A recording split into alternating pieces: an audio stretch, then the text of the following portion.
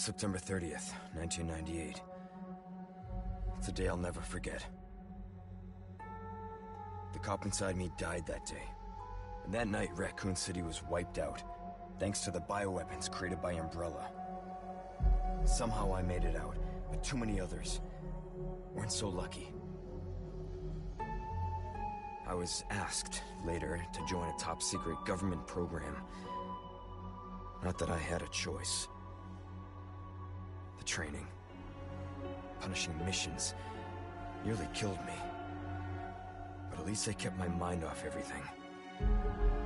If I could just forget what happened that night. The pain.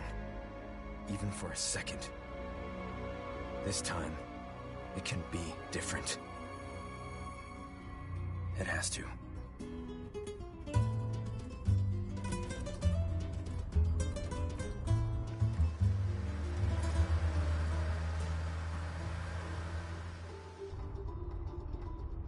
So tell me, Yankee, why did you come to this horrible place? As close to nowhere that I've ever seen. Let's just say, looking for someone. That someone must be very important, huh? The chief gave the orders himself. Help him, he said. I'm sure your boys didn't come all the way out here to roast marshmallows. Maybe you did. You have a strange sense of humor. I'm gonna let you in on a little secret. Just between us. A lot of people have gone missing around here. And it's been that way for a while now. Well then, should be just another day in the office, right?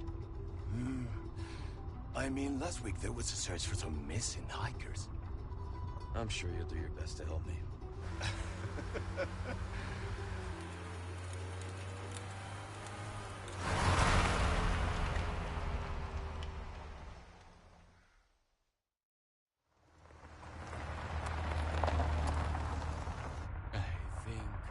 This is it. Nature calls, huh? I'll be right back.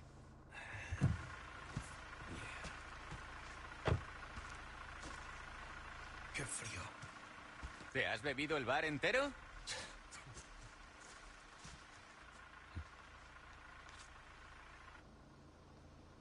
You smoke?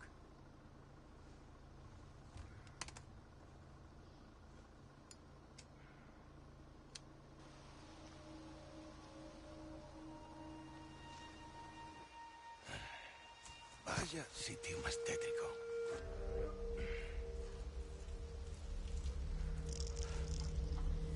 ¡Hey! ¿Hay alguien ahí?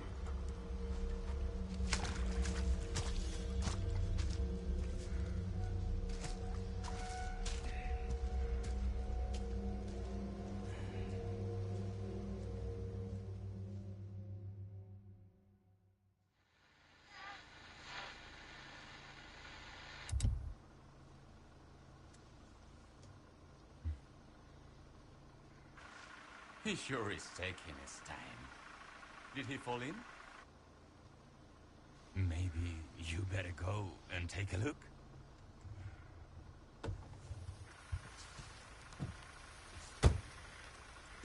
Oh, what's the car? Wouldn't want to get a parking ticket. So much for helping me.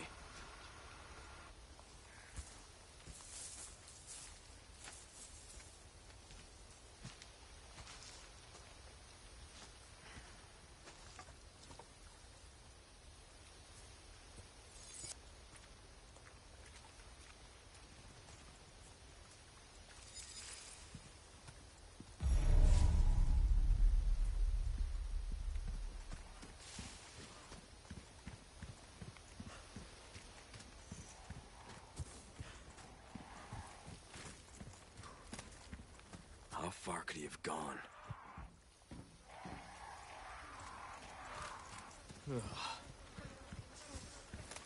Ugh.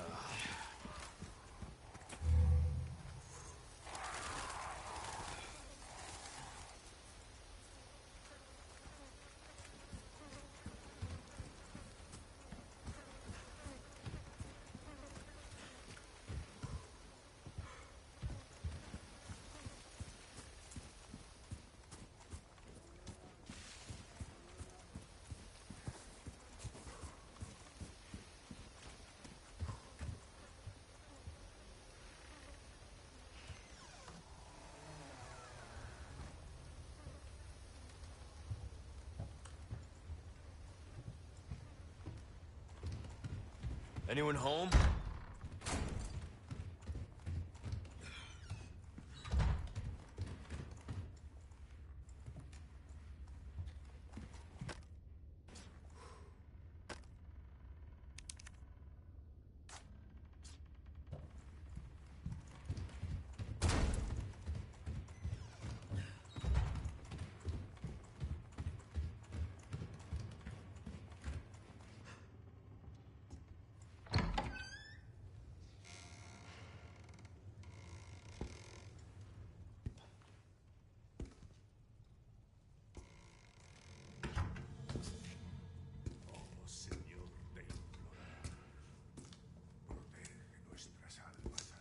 Sorry to barge in like this.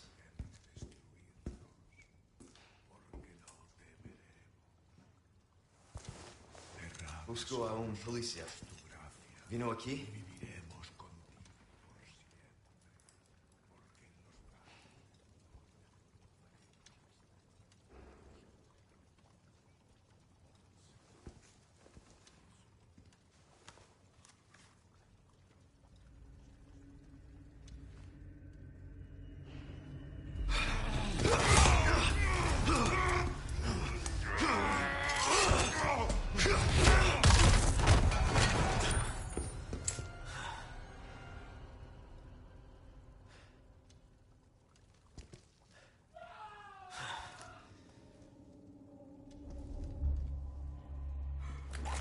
This is not good.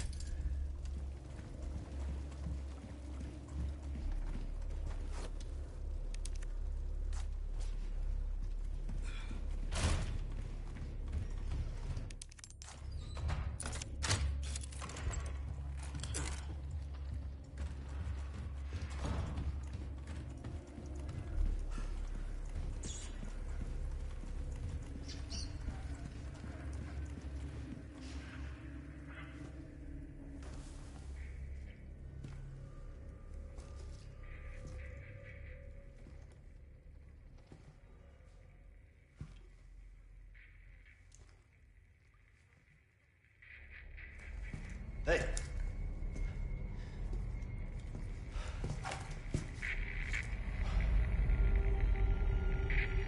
¡Contesta! ¡Necesito apoyo! I read you. ¿Quién soy? What's your situation? ¡Ah! What the hell's going on?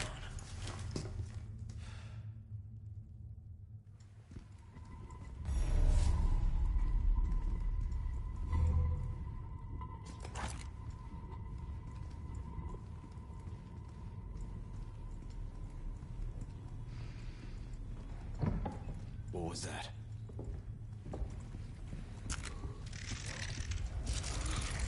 No fucking way.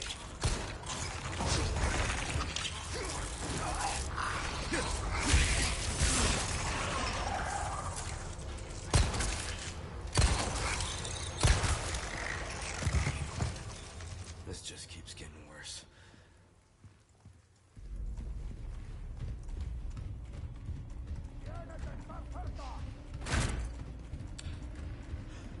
¿Dónde estás?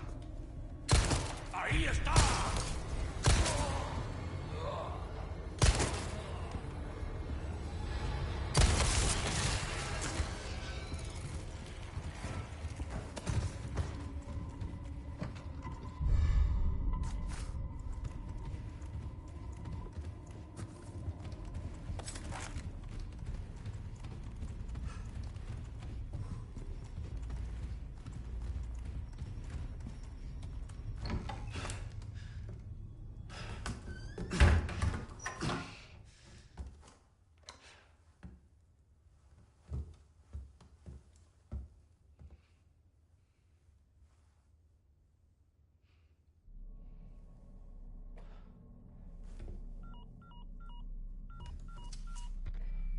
Bruce, this is Condor 1. Hunnigan here. What's your sit rep? The President's daughter, Baby Eagle. It's likely she's in this village. Our intel was correct then. Well done. Need a location on a nearby lake. She may have been taken there. Copy that. I'll see what I can find. Hurry up. Something's happened to the people here. My escorts are...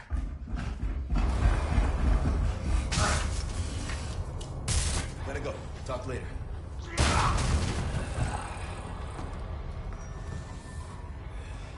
I'll let myself out.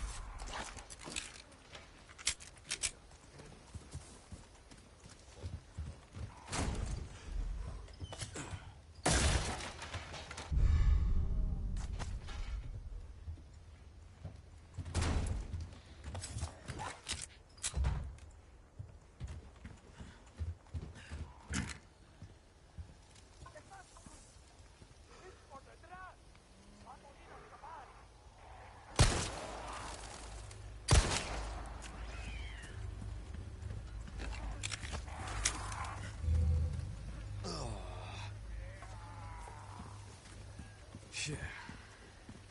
¡El forastero! ¡Seguidle! ¡No puede ser! ¡Detrás de ti, imbécil!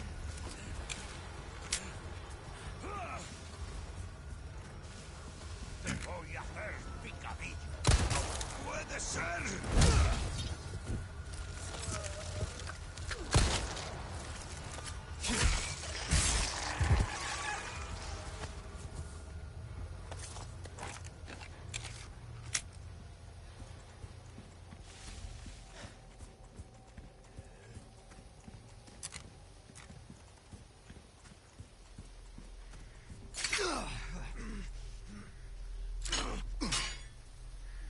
Damn it. ¡El forastero!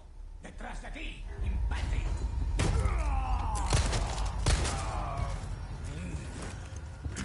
¡No puedo cambiar!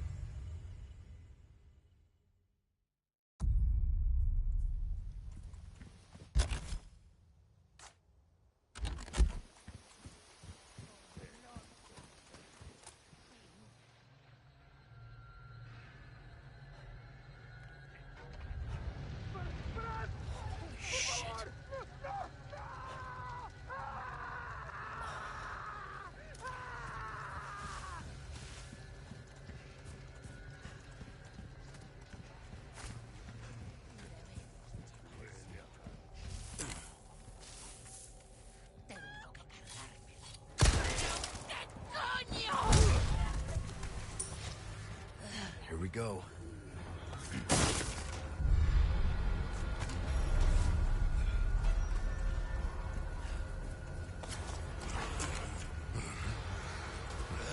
¡Te voy a hacer picar! ¡Coño! ¡Ahí va eso!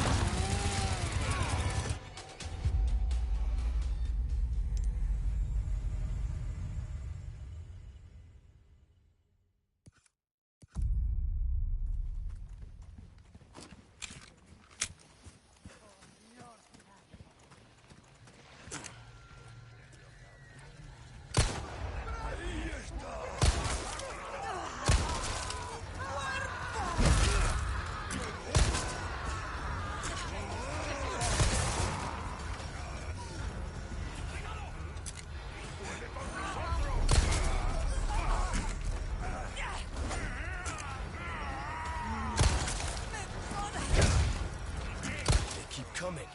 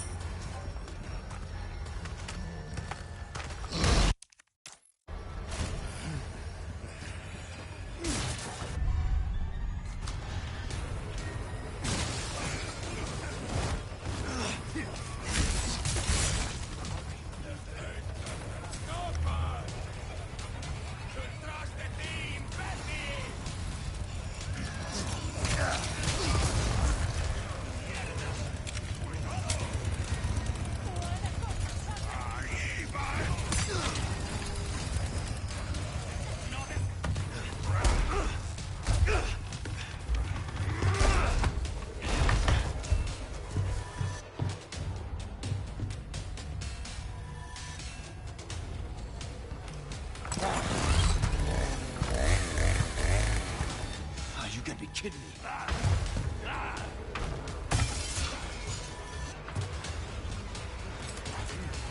It's my lucky day.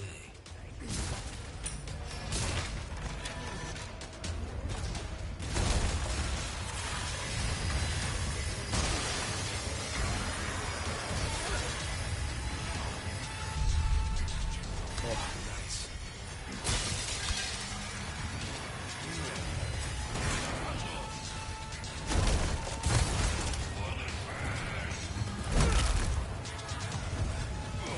Way's closed.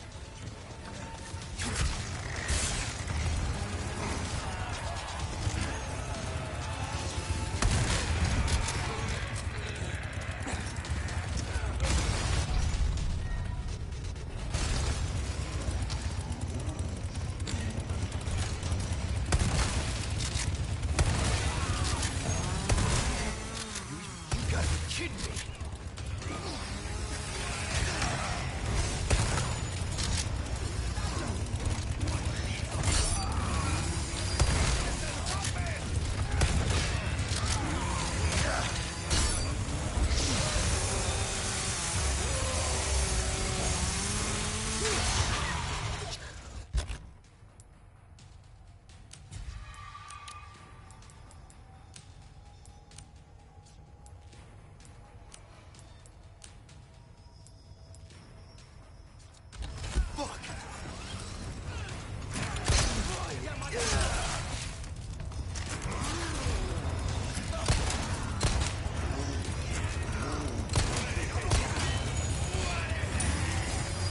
Let's see you climb this.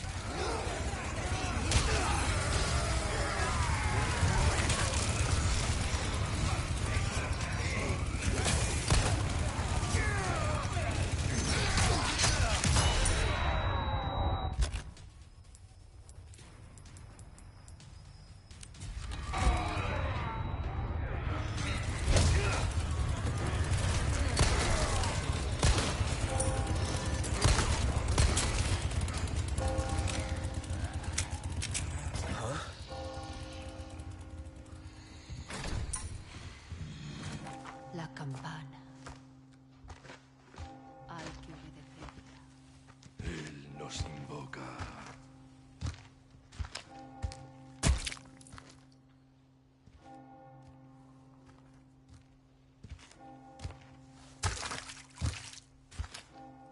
Tenemos que servir.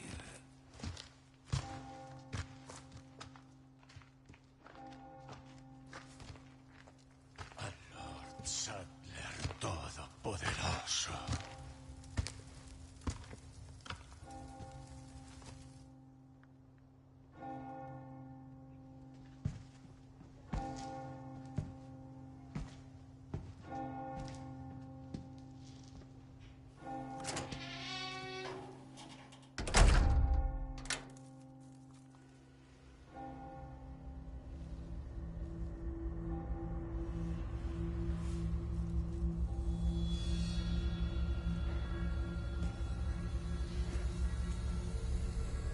Where's everyone going? Bingo?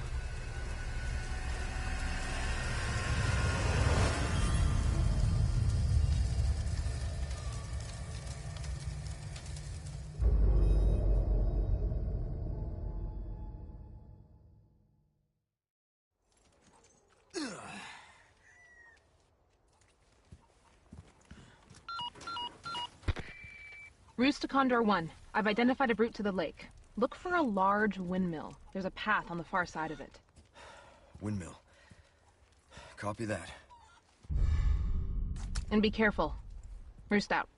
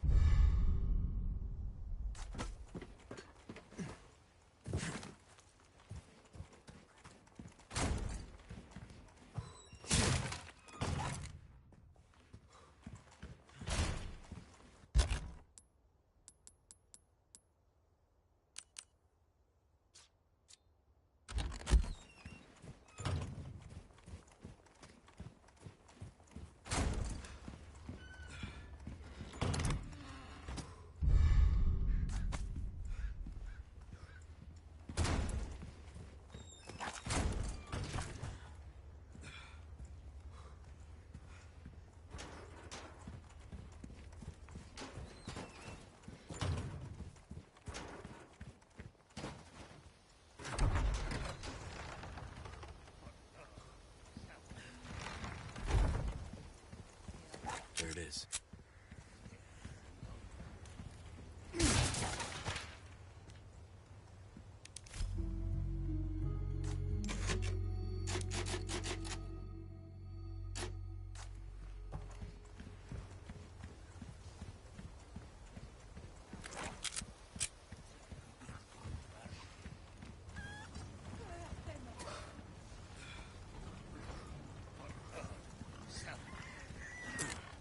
¡Un forastero! ¿Qué coño?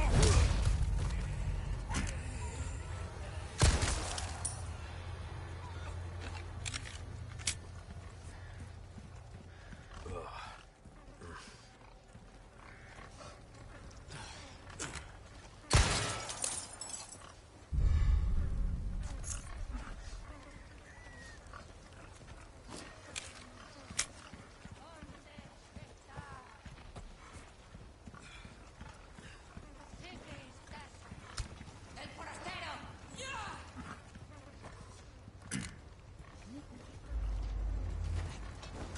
¡No dejéis que se...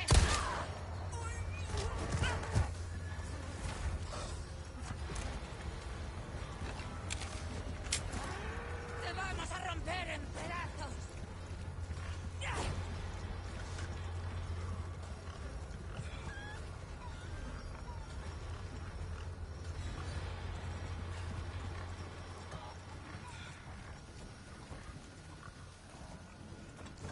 ¡Te vamos a romper en...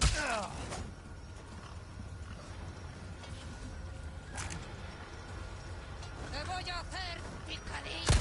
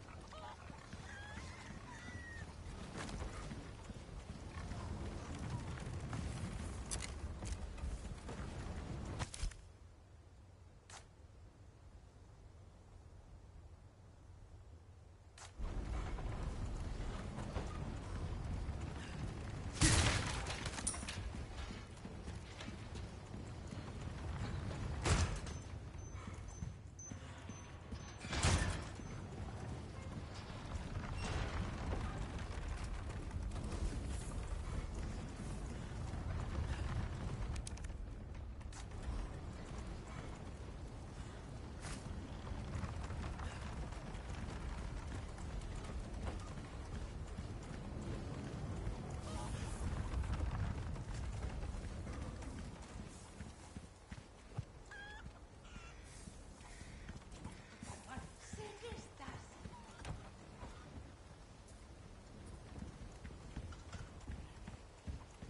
¿Dónde estás?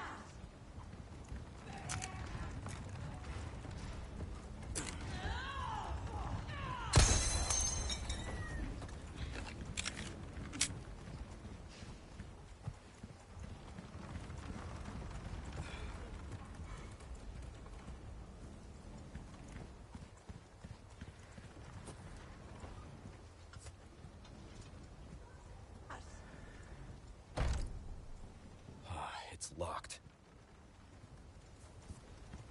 No te puedes esconder. ¿Dónde estás? ¡Ahí!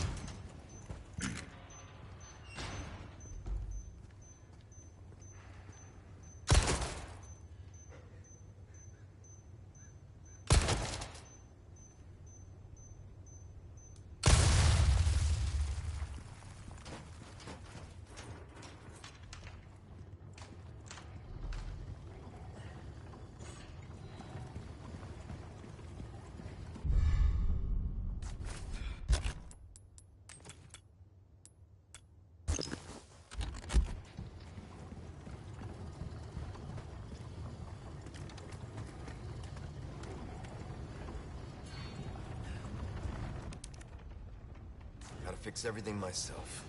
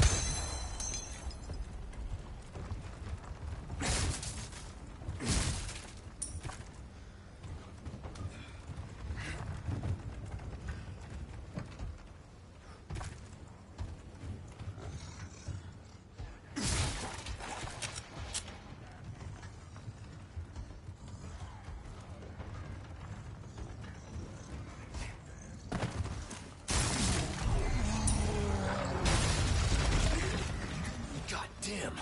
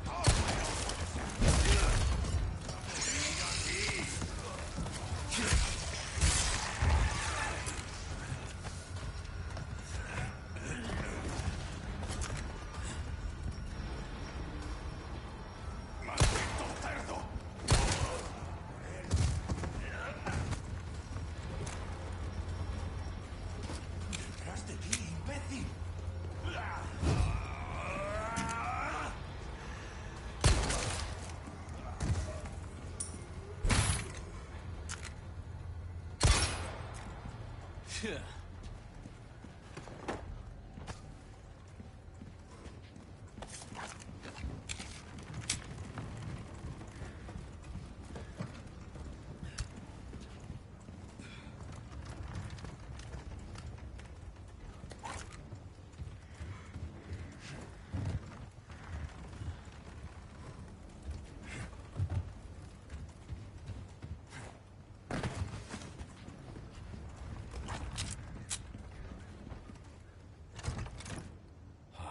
locked.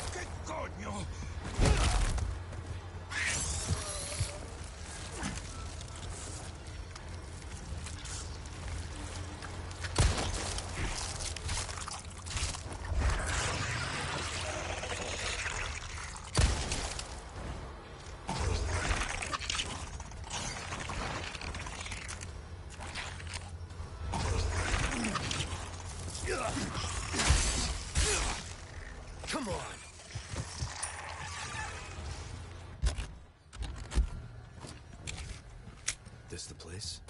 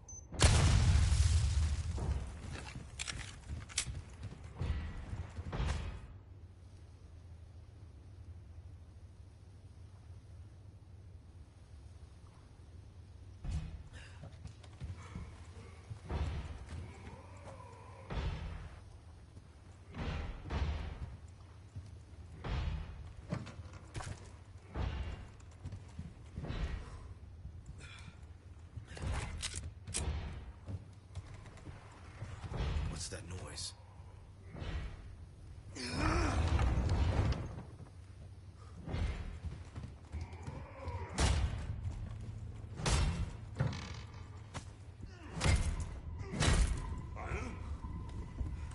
Ahí está. No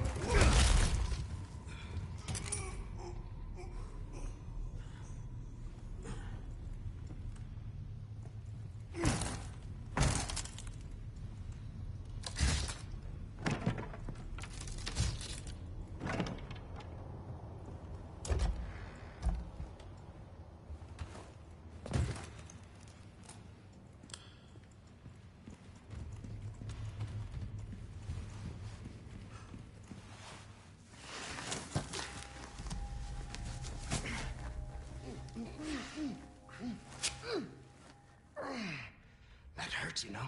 Seemed like you really wanted to talk. How observant, senor. Now, say, you got a smoke? You know, those things will kill you. Oh, well, maybe just untie me then, huh? Joder, not this guy! Who are you? Okay, stop right there!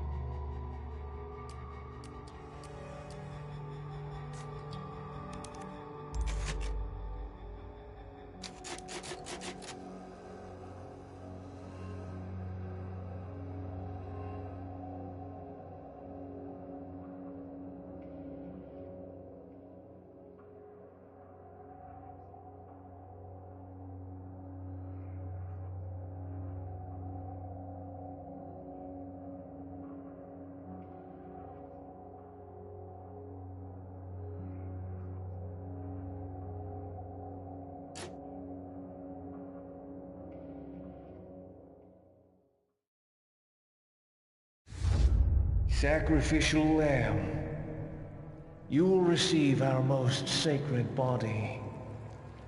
It begins now.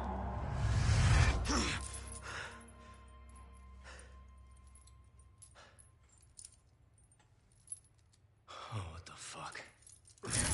Hey, stop it. Hey, Yankee. Got your name? Leon. Quiet, eh? I'm Luis. Guess you faked around this specification, eh? Hey! Stop it! You move. Beat up in this. I can see you're thinking. Bet you've been in spots like this before, huh? Yes. You're here looking for someone? One more guess. Maybe. Some senorita? Young girl?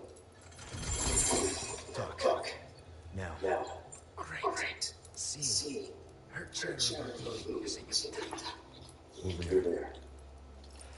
Where? Knows. But later, saw some men dragging someone to the old church. Hanging with you. Not helpful.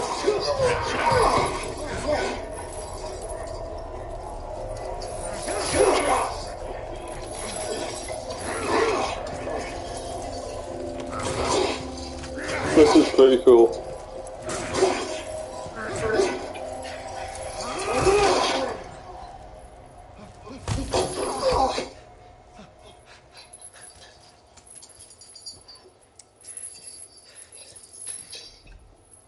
Hey, we're not done here. Later, amigo.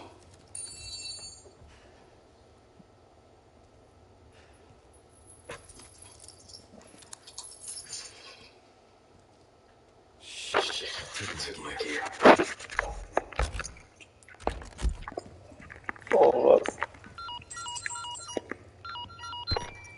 Condor One Roost. Located the Eagle. It sounds like it's being kept in some church. Great. That's good news. I heard it from this guy on it. Said his name is Luis Cerro. There's something fishy about him. I need you to run a background check. We'll call Condor One. I'll see what I can find. In the meantime, make your way to that church. Right. I'm probably due for confession anyway. Condor One out. You're really gonna make me buy all my stuff, because I suppose it makes sense for them to take my stuff.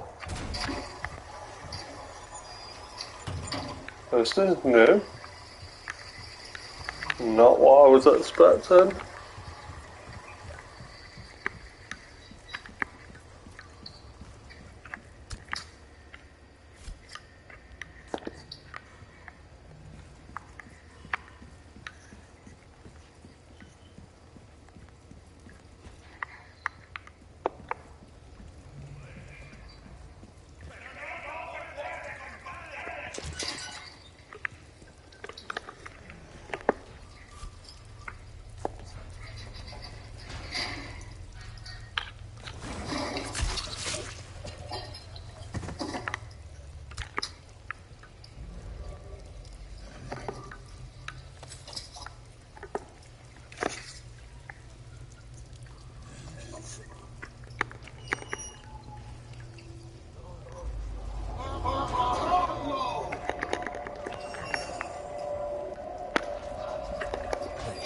That's my gear.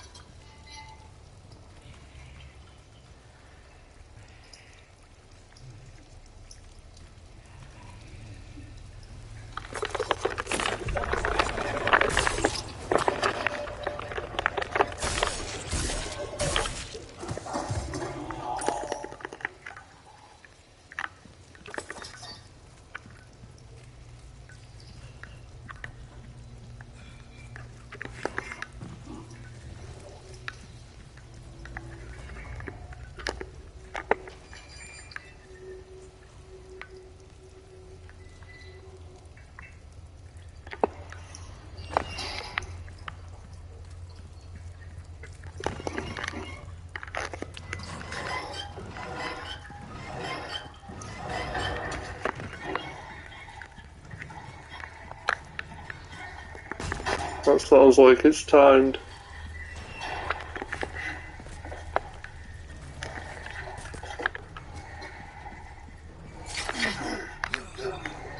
Not cool game.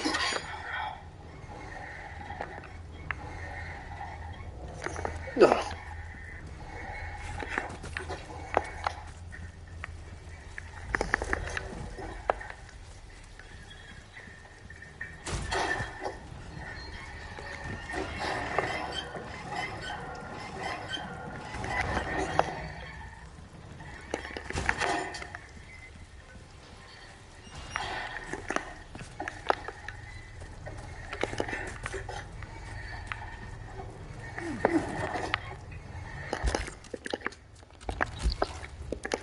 I'll be taking these back.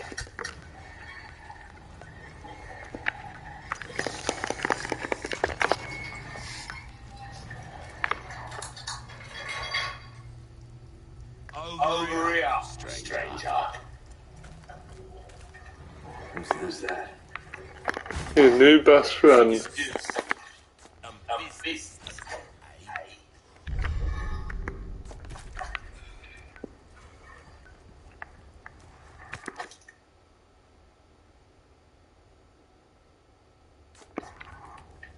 Welcome.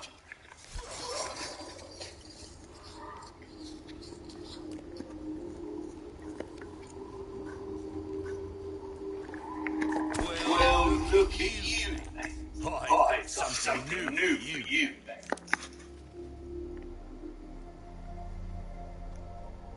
All my wares are in tip-top shape, I assure.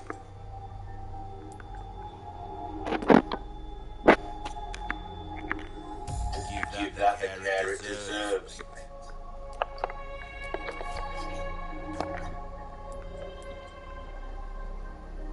Your valuables won't do you much good in the grave. Thank you. Not bad. Pleasure to do business, young. A deal well struck. Still have some new items you might be interested in.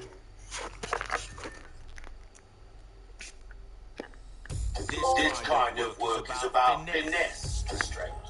Little bit goes a long way. You'll see.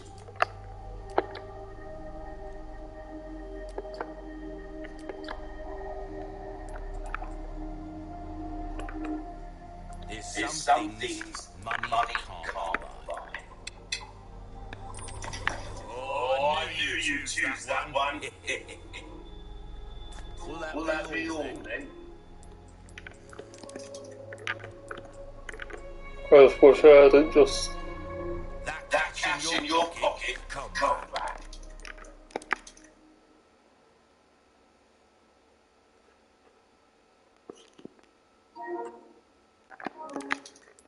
I'm gonna start over with him. Let's do some business. Welcome. Nice work. I've something new for you. Oh, I knew you'd choose that one.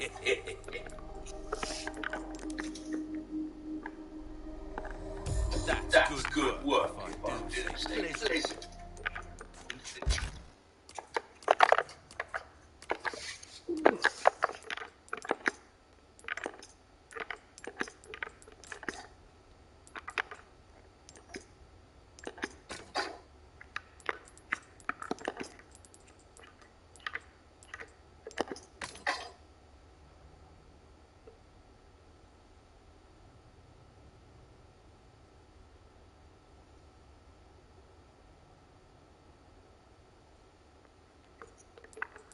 Let's see.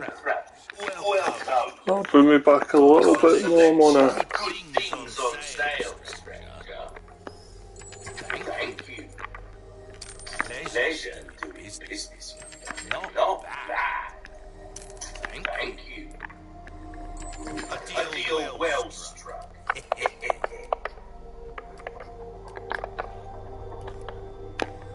This kind of work is about finesse, stranger.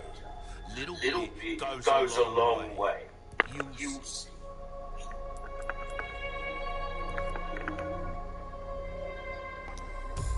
See how that feels, mate. A fella like yourself should notice the difference right away. Still have some new items you might be interested in. What you see is what I've got.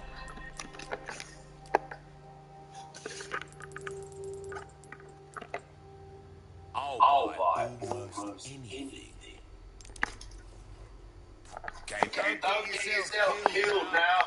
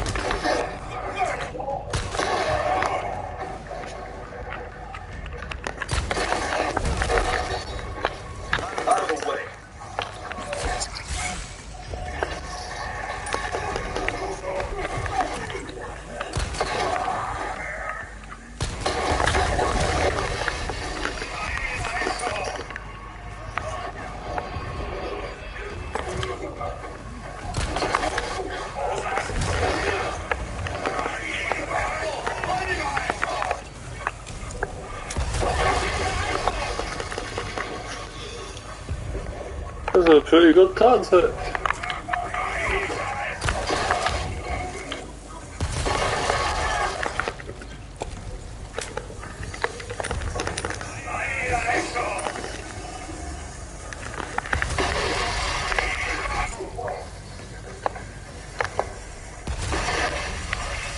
Right, that was behind.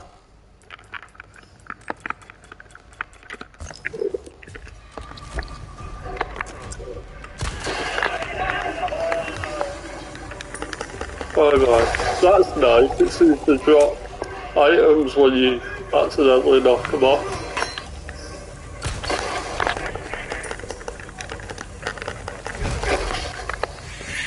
Sorry.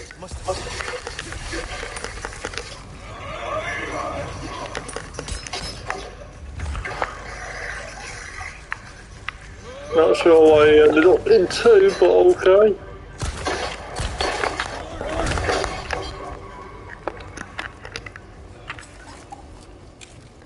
Right, one's up here. Alright, they've switched round the...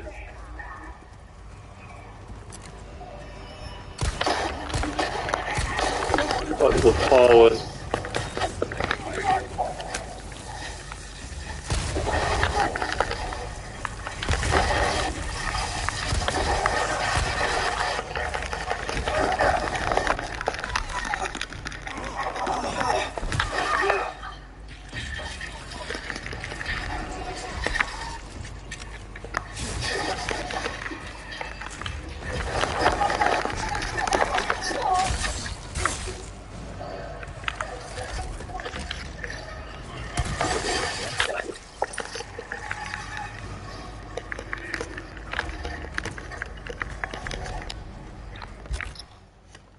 Wait, was that Aruba?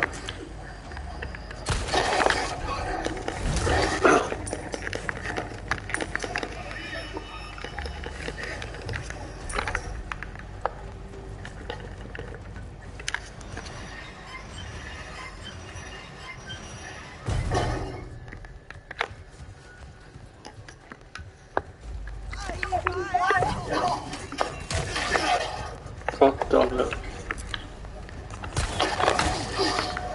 Stop Good.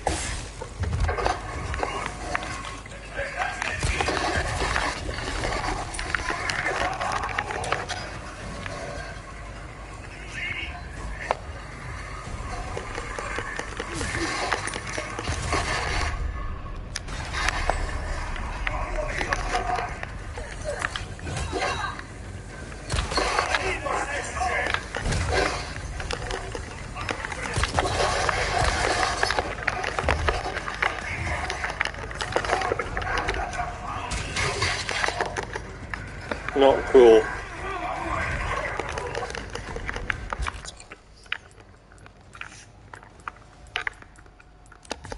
None left.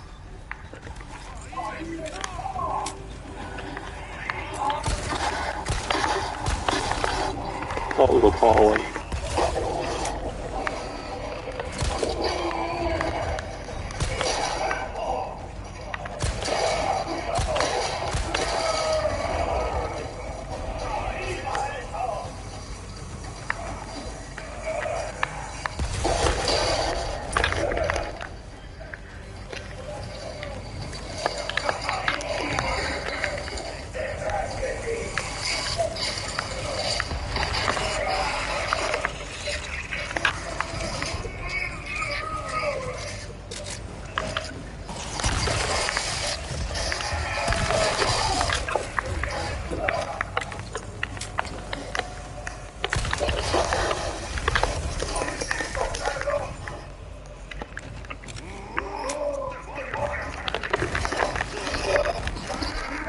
God damn it, reloading takes so long.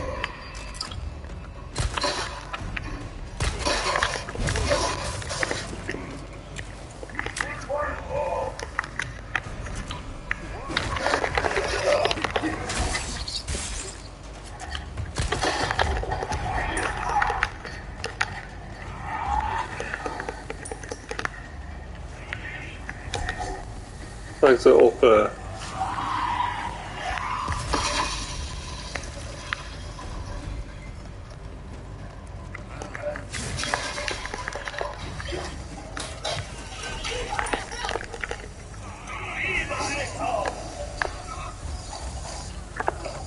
Really, Leon? What the hell? He just...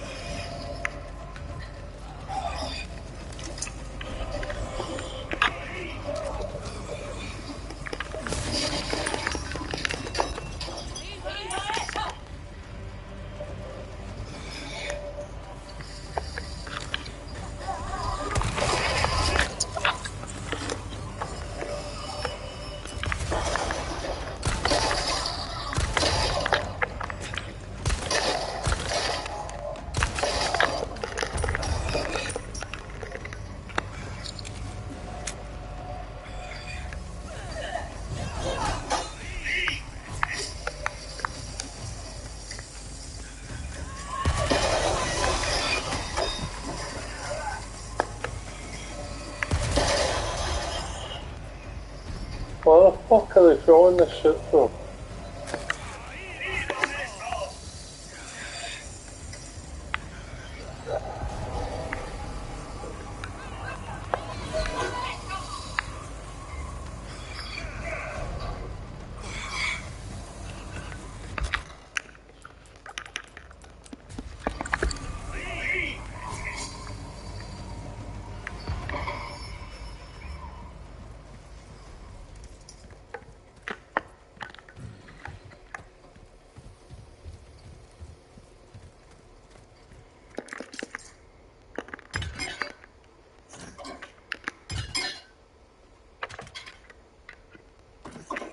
Alright, okay.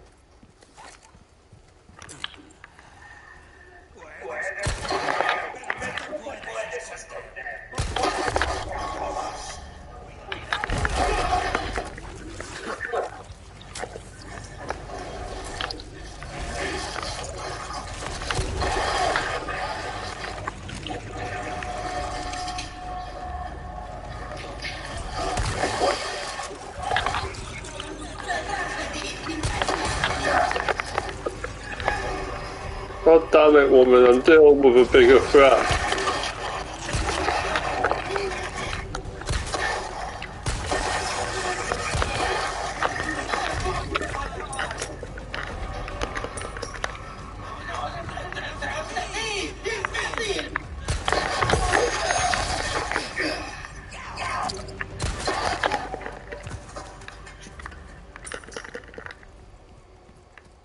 God, I'm loving the graphics on like the parasites there.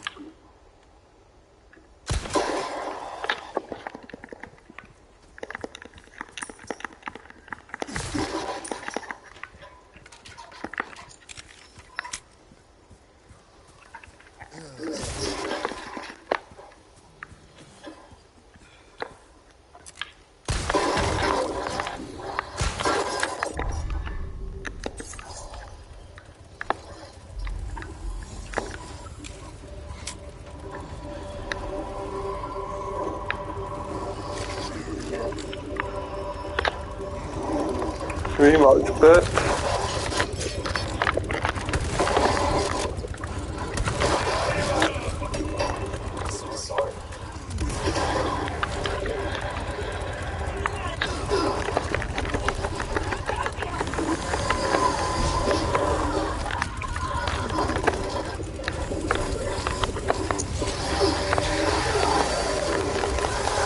Goddamn bear trap.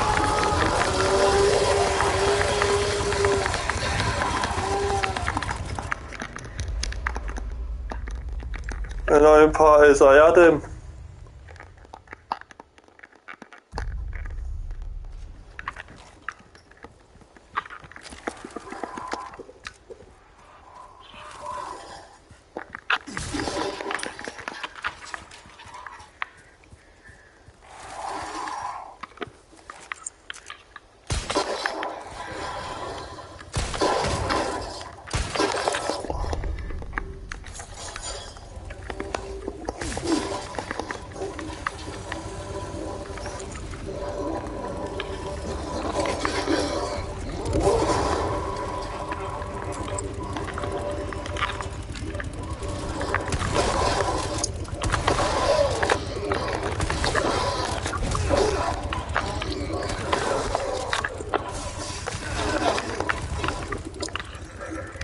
Even when dying, he still like manages to hurt me. Too late, guys. Fucking down.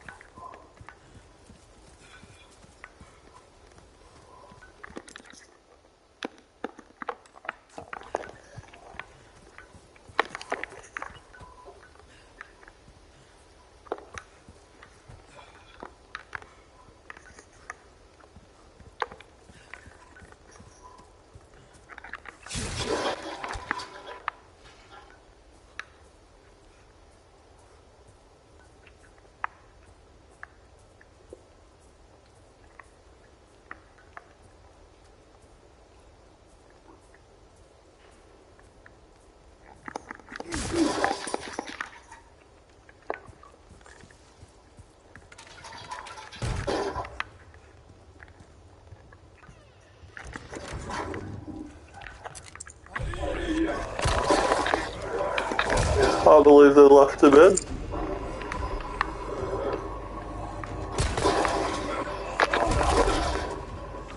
Out of the way. Not too shabby. Someone has shown up their neighbors. Old photos.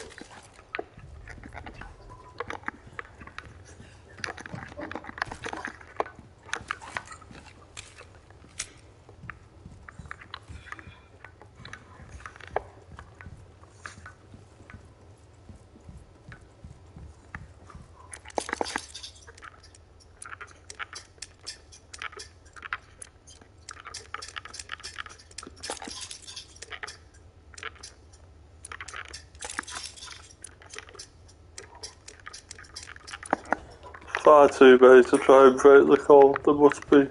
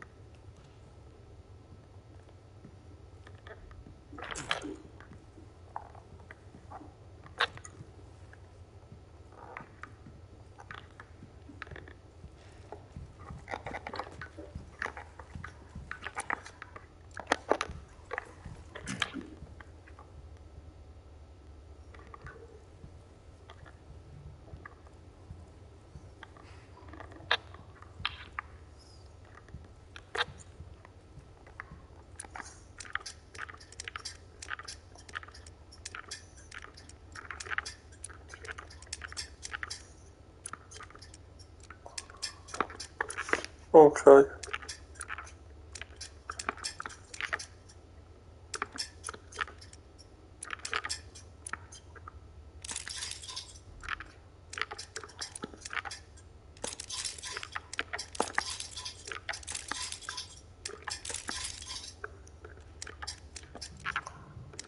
Oh,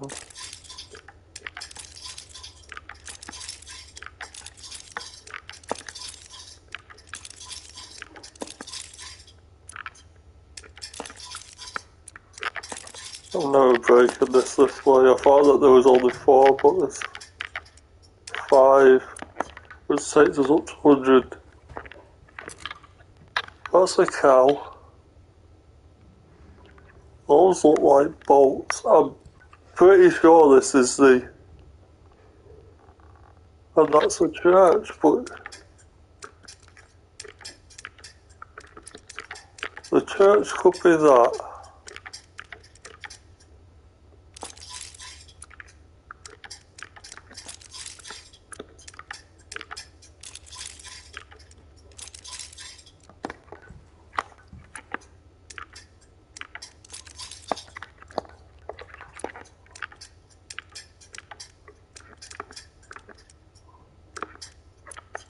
Oh.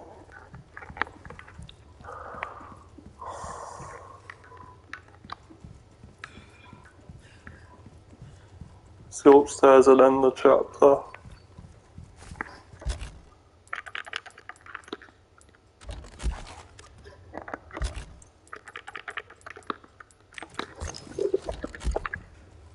That's pretty cool. The red herb isn't just a colour swap of the green.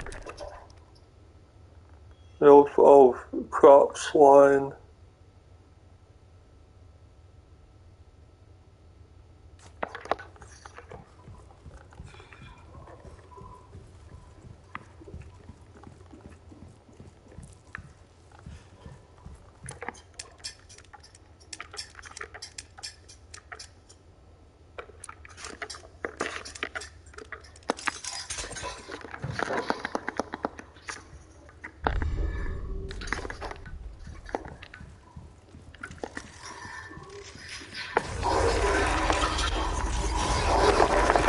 Where the hell did he just come from? Like, he's somewhere... Oh my god, I'm suffering with it.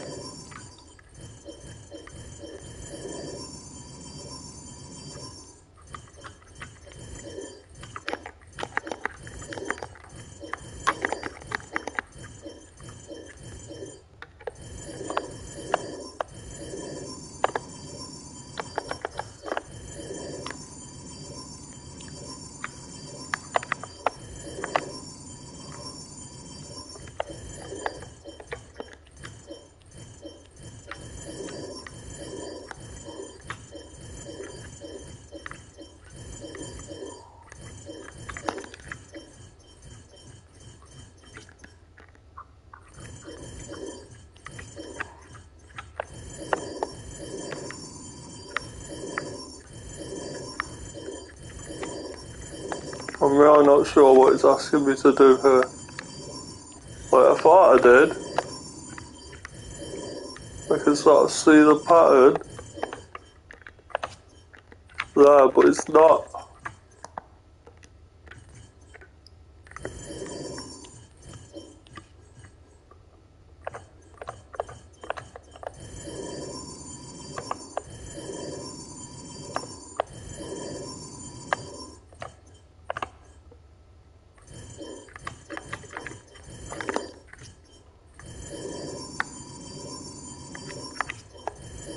Oh, they are.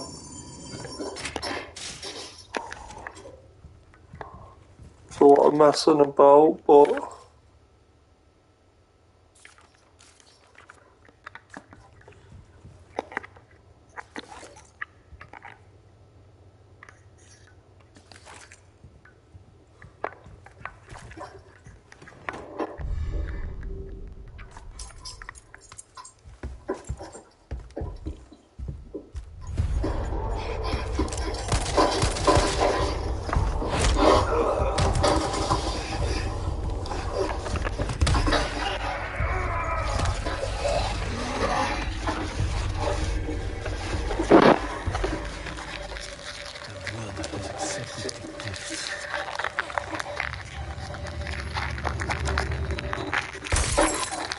Nice.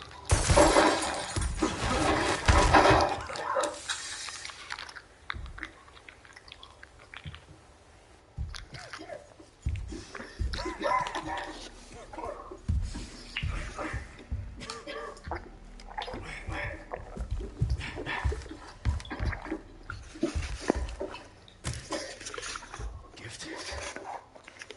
My blood?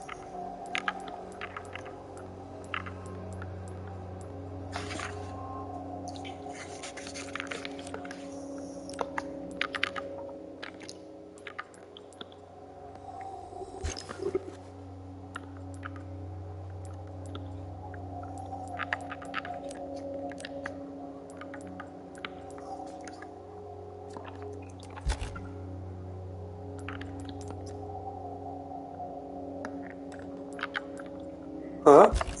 What's my expectations?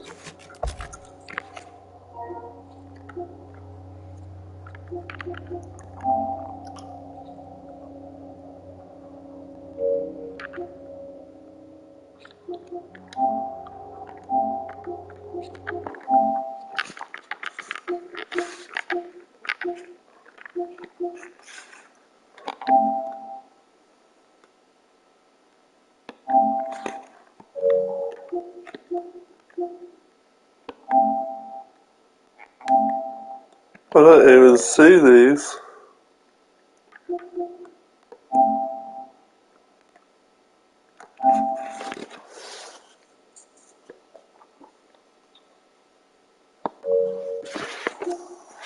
Huh.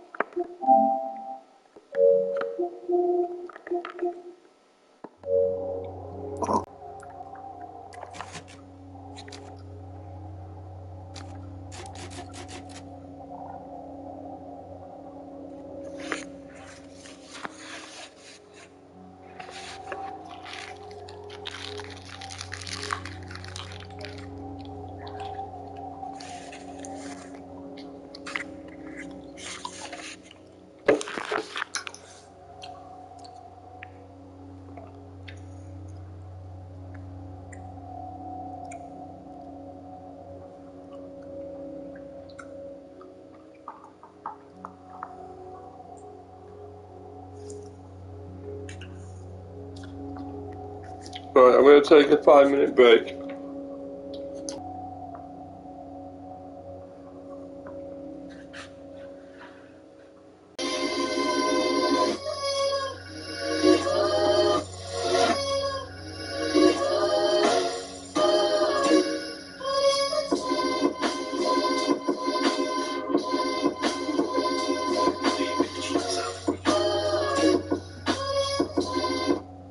The ringside area that you possibly can fucking put together, and then put the baby faces over, boom, 1, 2, 3.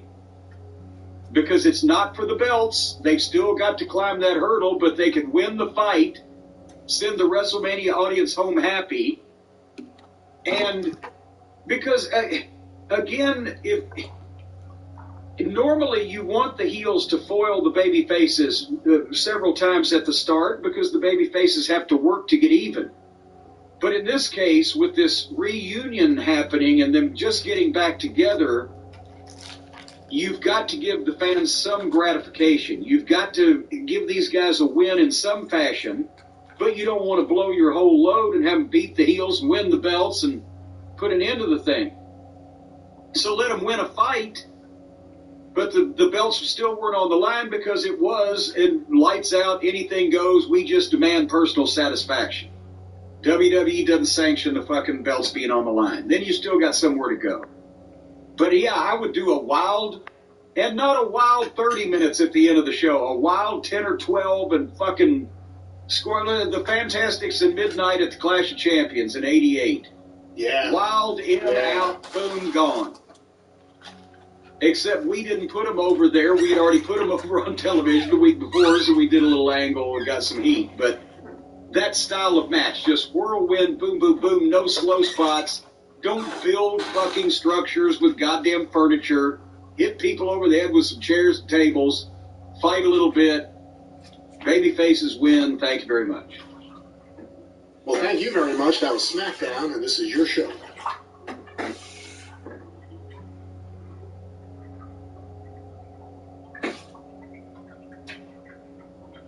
And we've got, what is it? We've got 6 weeks to WrestleMania or thereabouts, don't we? 6 weekends of TV before we find out if and or when that KO and Sammy will reunite against, Jimmy and Jay, potentially, if they're not. It's great.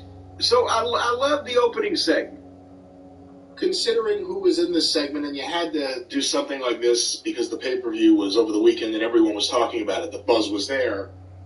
But from here to WrestleMania, would you use these guys, Sami Zayn, Kevin Owens, I'll throw Cody on that list, the Usos, would you use them on both shows? Well, as a rule of thumb, just say, okay, we got to do it. No, you don't want to do that. But Sammy's already been crossing back and forth. He can hop in right anytime he wants under cover of darkness in the hoodie, the magic hoodie. Owens may be harder to disguise or sneak in. They might have to wheel him in a piano case so nobody sees him. But no, I kid. I kid and I send the love. But yeah, they've got to be able to pop up. They're both working from different places to the same purpose, to get at the bloodline. So they've got to be able to pop up where they might not be expected in order to do something like that. And wouldn't it be fun if both of them independently of each other popped up in the same place trying to do something and fucking had a double knockout and cross paths? Oh, there you are. I mean, there's all kinds of things they can do. And like we talked about, Cody could be the one to unite them. And we still don't know how Jey Uso's going to fit into this. Yeah, but, because already they know, and now somebody...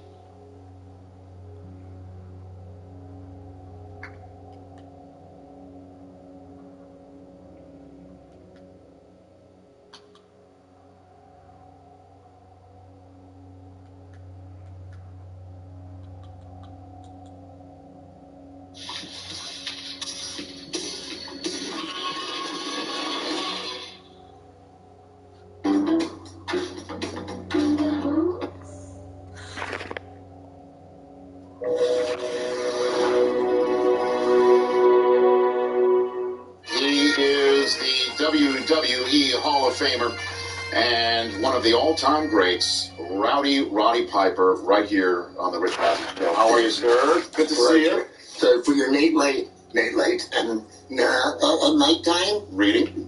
Yeah, Monster Killer, Roddy Piper. Here, let me hold that up for you on the camera. Much. It is the, what is this, like a comic book? It's a novel, it's a graphic novel, and and how many people have a soda pop named after them? After a movie they've done? How many? A graphic novel. A graphic. Look out. That way you can be snug. Okay, very good. And then also we have right here, Roddy Piper, all out of bubblegum soda. Heidi Place has nothing on me. Sir, you are the first guest to say that here on the Rich Eisen Show. I'll be darned. You just watch what else happens. Okay, very good. Okay. So I got to just talk about the top story in your world as well as, there's many sports people talking about this and news as well that Hulk Hogan has been fired by WWE and everything to do with him has been expunged from their websites based on some racially tinged comments and just racist words that he used on a sex tape that still isn't out yet 8 years ago. So what do you think about this? Roddy Piper. I'll tell you. First of all, like my wings are big and black. Okay? And I heard the thing you said earlier about I live in a glass house. The thing in San Domingo, I've been in a riot in San Domingo with Ric Flair. And the president's son was there. And the guy's name was Jack Benitez. And Flair said, pull his leg, being funny. And I pulled his leg. And all them army guys have sticks with little chains on. They beat the dog out of us. We're there till 3 in the morning. The only way we got out was in an ambulance. Boom, over to Puerto Rico. So, have fun over there, boys. What was the question? About Hulk Hogan. I'm with you. Sure. Yeah. What do you think about Hulk being fired by Vince? You've been fired by Vince before, right? 5 times. Yeah. I think it's an honor. No, but what I don't think is an honor. Let me try to do this. I don't get into hurting anybody's feelings. I'm a dad. Okay, I'm a big time dad. My son's my best friend. To hurt anybody's feelings, if you've ever had your feelings hurt really bad, you'd rather have someone punch you than do that. With that said, I am only speaking of myself. Sure. Now, when I wore a kilt since I've been 5 years old. I came 5th in the world playing the bagpipes. Well, when I was going to Madison Square Garden, I wasn't the most popular guy. Madison Square Garden is just good radio. And great radios and stuff. Because no, you're not catching me. Because they pick it up from L.A. RI9 5171, Richmond, and that's how they got it. So that's how I knew they knew that I was there. And when I came in to play the bagpipes, they saw the kilt. To them, looks like a dress, right? Sure. Just talking to me. And I'm going, excuse me, sir, do you have a ticket? You just go right ahead. So this is what you were dealing with in Madison Square Garden, is what you're saying back in the day. Yeah. Then let's move on, if I may, really quickly. Sure. Move on to Hawaii. Hawaii, there's a name for me. It's called Howley. So I put on the back of my T-shirt, the Great Howley. And everyone, Howley! Okay. It just didn't bother me. I went into I went into a Mexican restaurant with my youngest daughter, who's in college now. And they had the Gringo Burger. Now, the Gringo Burger didn't bother me, but she got upset over it. So, but your point is what here with Hulk That's Hogan? a good question. No, my point is this. Boy, you guys are sensitive. Hang on. I know people got to get up, walk 5 miles for water first thing in the morning. Okay. And I'm just saying, this literally happened to me. You know, my whole life. With Hulkster, I don't agree with all his choices. But you know what? I don't hear people saying all the great things he's done. When he was on the Wheatie box, all those kids that said their prayers and took their vitamins, however you want it, I don't hear them saying that. They want to nail this. And a time with Hogan where, I hope, please God, think this right, where he had a little boy in jail and a little lady trying to make it in show business, trying to be in, called Brooke Hogan. His real name is not Brooke Hogan. My son, Colt, his real name is Colt Toombs. I just think that it's a little... I think everybody needs to get a life. I don't think that anybody should just go to hurt your feelings for no reason. No, and I also stand on the board of standforthesilent.org. Right. Little boy, 11 years old, kills himself for being bullied. I'm on that board. I have a PSA right now. I hate him.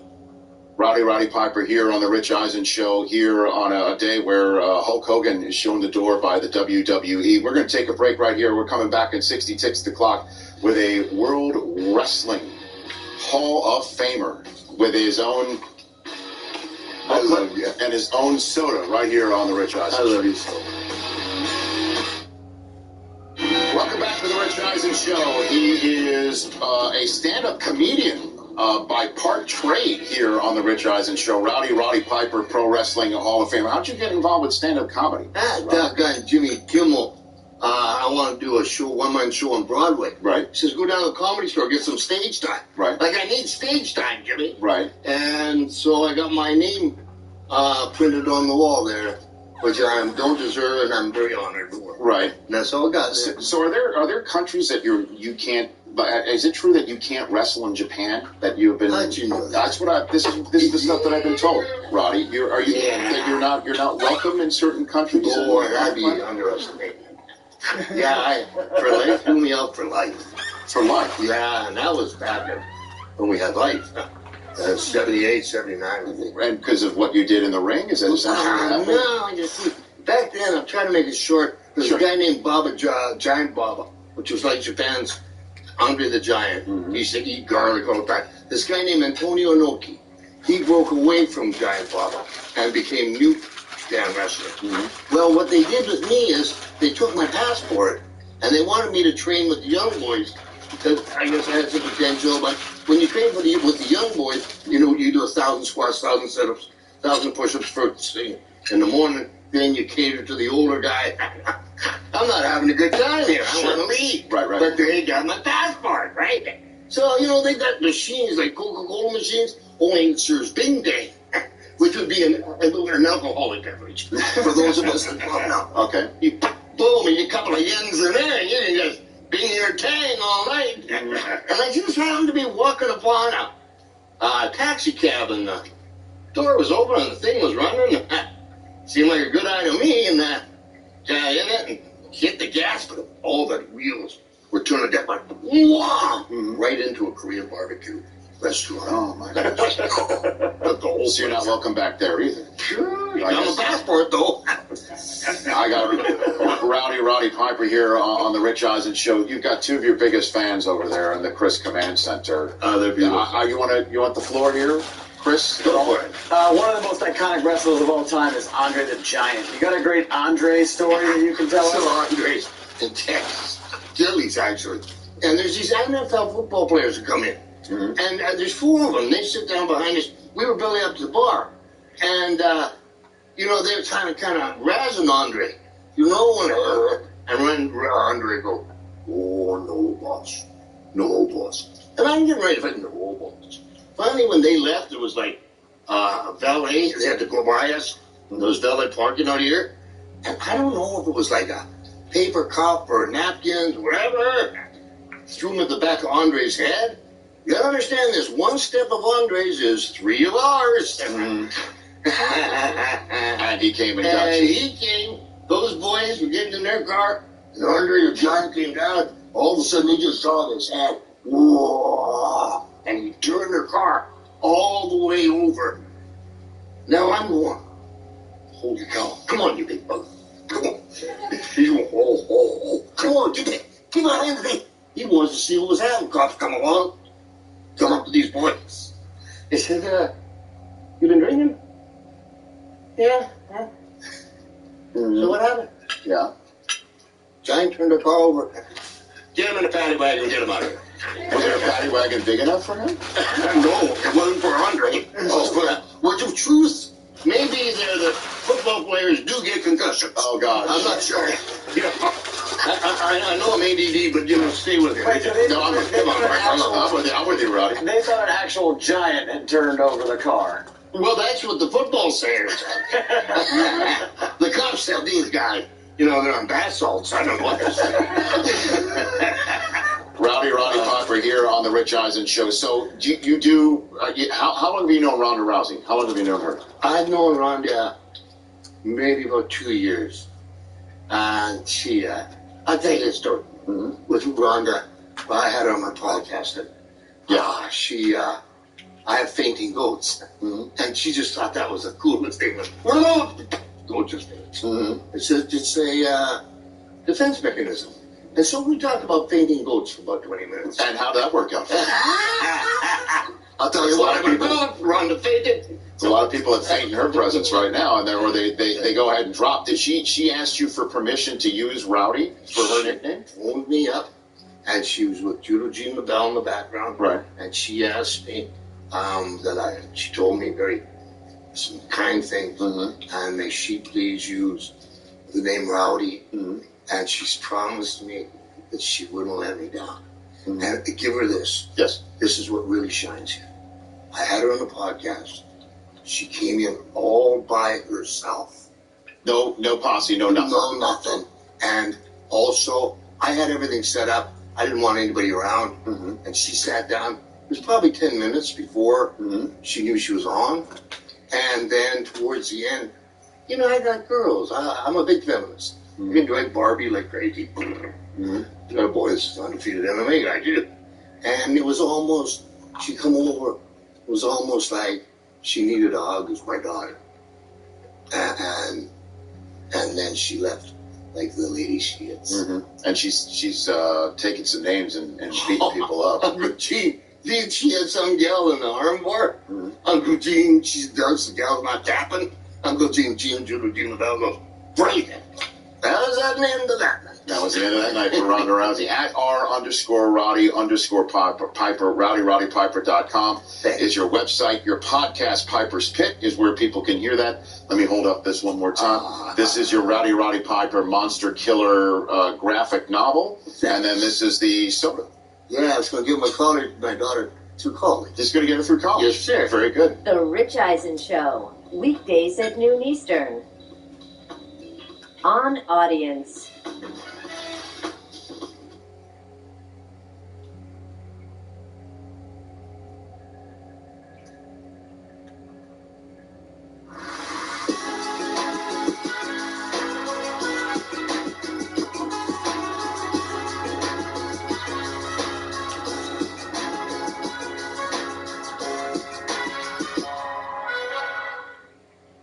Let me ask you this. Did you watch the Roddy Piper biography last night on 8? You know what? I forgot to set the DVR for it. I really wanted to watch it. I got to find a way. There has to be another way to see it, but I have not had a chance. But yes, there's another way. They're going to rerun these things 15 times a day. They've already. As a matter of fact, I don't typically bump into A&E if I'm not tuned into A&E, so I have no idea what they do. Come on. What, you watch a lot of A&E?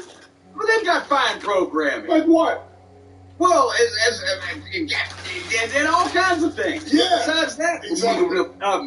But no, there are. Well, biography for one. It's a valid show. It's a long-running, highly popular show. They didn't just start up doing wrestling. But A&E's a fine network. They use their left and right turn indicators. But anyway, no, you were going to watch it.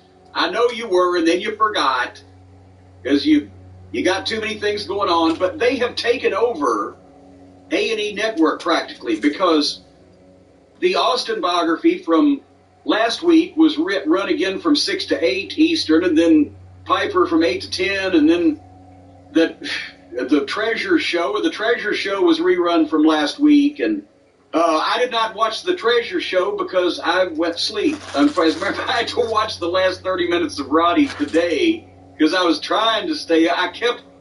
I would go to sleep on the last half hour. I'd wake up and it just finished, and I'd run it back on the DVR, and I'd start playing it, and I'd wake up again. I did that like 3 times, and I said, fuck it, I'll do it tomorrow. But that's because I'm old, and I had a big day of figure packing. Because Lord knows figures need to be packed. You know, with that Treasure Show, I DVR'd the first one. I forgot to DVR also that one, and can't find a way to catch it. One of the wrestling historians and wrestling collectors out there texted me after the first one, the Mick Foley episode. Apparently they went to some wrestling collector's house to get the memorabilia, and this well-known wrestling collector texted me, who the fuck is this guy? So I don't even know who these people are. Who the fuck is this guy? And I love the New York grammar up there. Well, they have found, because for their purposes of that program, they say wrestling collectors are people who collect modern WWE memorabilia. Whereas for purposes of older, more serious, more broad historians such as ourselves, who are you calling a broad? We consider people like the gentleman that you're speaking of a collector because they have things of all the world of wrestling, the vintage items, modern things, different genres and countries and etc. And not just, fucking Billy Gunn's tube socks from the Attitude Era. So, you snob. Yeah, well. Do you think they're setting up... Is this series setting up a Hall of Fame? They're going around collecting all these things to put them in the warehouse? I mean, that's not a good ending to the show. We want to buy this from you so we can just put it someplace that no one will ever see it. Well, I did hear also from a couple people that a couple of the more serious collectors that they contacted. The problem with that is that I know, and I won't out those people either, but I know a couple of different real serious collectors that they contacted that wouldn't sell their shit. See, that they're real serious. They don't want to sell their shit. And they were offering some stupid money for things that they wanted because it's a television show. It's the same thing as they don't really... Apparently now we've found out that Storage Wars is a work and they don't really pay those thousands of dollars for that either. But if you want to get more money out of the deal, just tell them that Tony Khan offered you something. Yes, because he's going to set up the Bizarro World Wrestling Hall of Fame. But anyway, so we'll talk about the Treasure Show because I haven't watched that either. We'll talk about that this week if there was anything going on. But as far as the Roddy biography, I want to talk about it for a minute here today, and then you'll just have to catch up when you can, because I loved it except for one glaring thing. So I will say the things that I liked first, so we're more positive. Because Roddy was, even though I didn't get to see him live often before I got in the business when I was still a fan, he was one of my favorite wrestlers, and I really didn't even get to see him that long while I was still a fan before I got in the business, because the videotape era only started 79, 80-ish, and so we saw the tail end of Portland, then saw when he went to the Carolinas.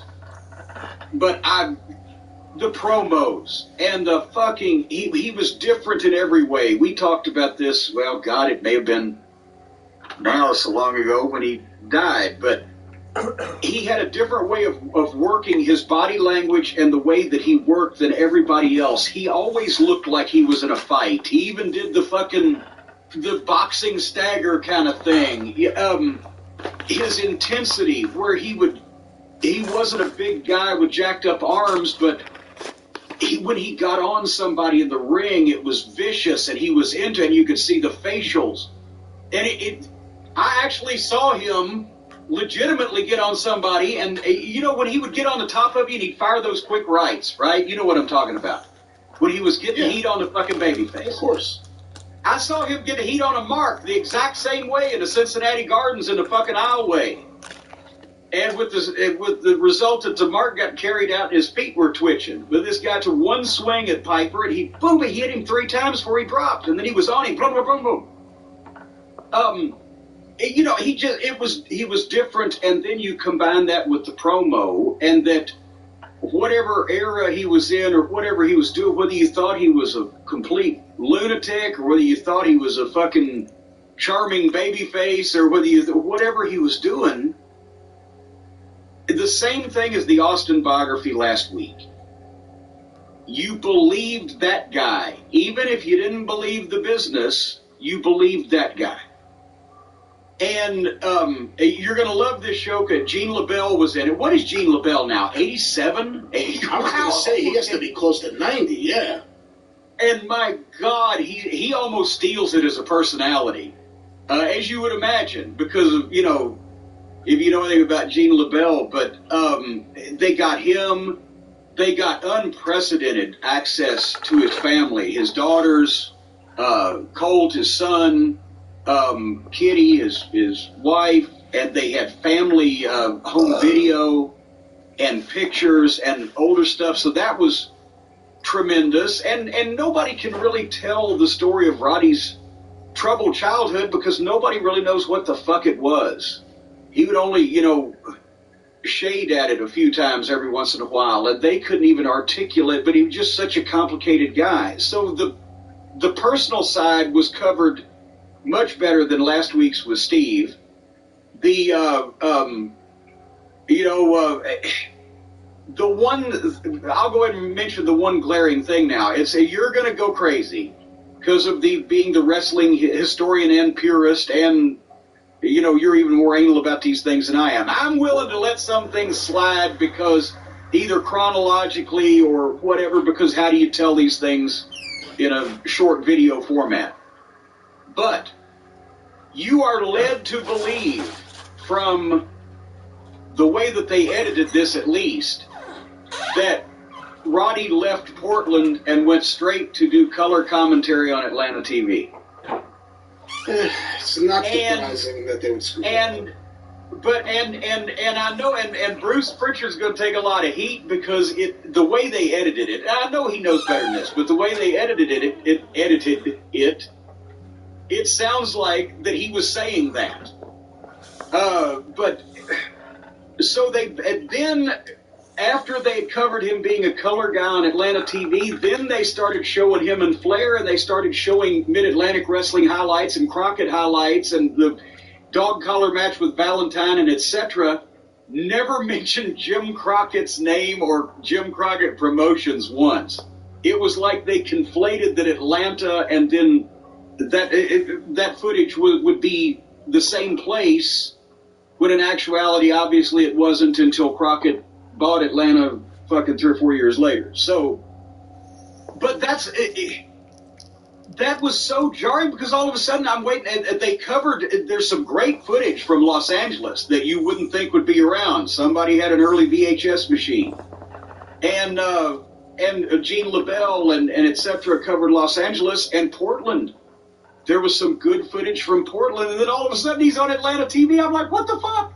Where did the Carolinas go? Because that was, I don't even have the record book in front of me, but he had to debut for Crockett sometime in 1980. 1980. Okay, but I think he was there from 80 to 83 with a small window where he claims he was blackballed. Well, I think the small window at one time was where I always heard that he told guys in the business he just wanted to go down to Pensacola and make $1,000 a week where he could do all the shit he wanted to do. But, this is my story. What happened changed my life forever.